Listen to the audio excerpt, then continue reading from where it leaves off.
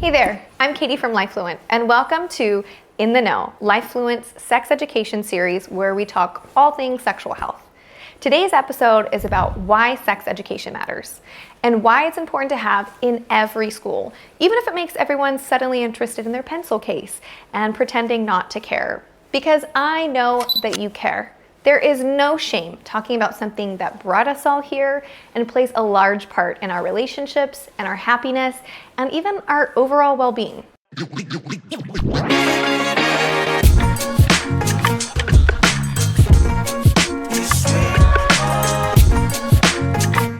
To start, let's be clear on what I mean when I say sex education, because there's so many different kinds. If you went to my school in Minnesota 15 years ago, my sex ed looked like sitting all of us down and watching a VCR video of someone giving birth.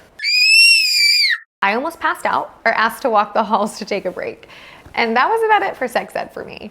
In some places of the world, sex ed still looks like this, if they teach it at all. In other places, sex ed starts as young as kindergarten and includes every sexual health topic under the sun.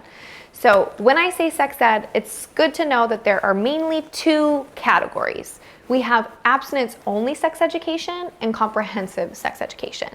And abstinence-only focuses on the one way to ensure to never get pregnant or get an STI. Just don't have sex. Most of the content is body-focused, speaks about puberty and anatomy, but with a focus on delaying sex until marriage. And then there's a comprehensive sex education that includes both abstinence and other birth control methods, STI prevention, and a whole set of other topics, including healthy relationships, masturbation, pornography, consent, and the list goes on. Let's take a moment for Think, Pair, Share. I have two questions for you, which are listed on your worksheet. And the first question is, which form of sexual education do you think is the most effective at preventing teenage pregnancy, and why? The next question is, what factors contribute to schools choosing between having abstinence only or comprehensive sex ed, or to not teach it at all? Are you ready to get started?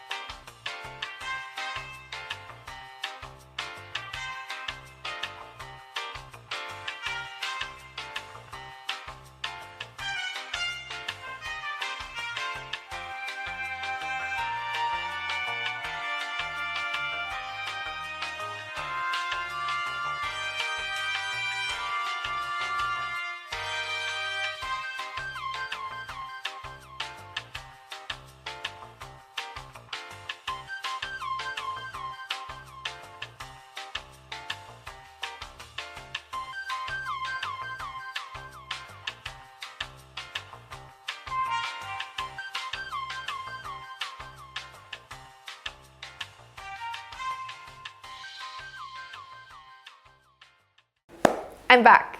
So let's talk data. In comparing abstinence-only programs with comprehensive sex education was associated with a 50% lower risk of teen pregnancy. Even more, abstinence-only programs were not significantly associated with a risk reduction of teen pregnancy when compared to no sex education at all. Basically, abstinence-only sex education is as effective as no sex education at all. And interestingly enough, abstinence-only sex ed doesn't have to be medically accurate. I'm serious. Don't have sex, because you will get pregnant and die. Now let's get into our second question. What factors go into which schools receive abstinence only versus comprehensive? And well, there are many answers. So we have state laws and policies dedicated to which information is mandatory or banned from being taught. And some of these laws are based on research of risk prevention, community values, and religious beliefs. For example, I live in Poland, which is predominantly Catholic country, where sex ed is banned completely. But if I were to drive 3 hours west, I'd enter Germany, where they have some of the most progressive sex education in the world. So depending on where you're born, the sex education you can receive looks very different. But let's take a look at the United States. After using data from Gottmacher, the map shows the states which do not legally require sex education. And here are the states that if sex and HIV education is provided, it doesn't actually have to be medically accurate. And let's take a look at the states that don't have to provide information on contraceptives. In this series, LifeFluent focuses on the statistically most effective sex education, which is comprehensive, focuses on sexual risk avoidance, as well as looking at the big picture of our overall health and how it contributes to our happiness and our relationships. Because sex ed shouldn't just be about preventing unplanned pregnancies. This means we'll be exploring deeper questions, like when am I ready for sex? What are the options that I have to prevent pregnancy and STIs? And how can I say no strongly when I'm not ready or feeling pressure? How do I respect somebody else's no? And how does pornography affect my brain? Does size matter? These topics came both from extensive research, but also from hundreds of answers I received when I asked adults worldwide what they wish they learned from school. And do you want to know what some of the most frequent answers were?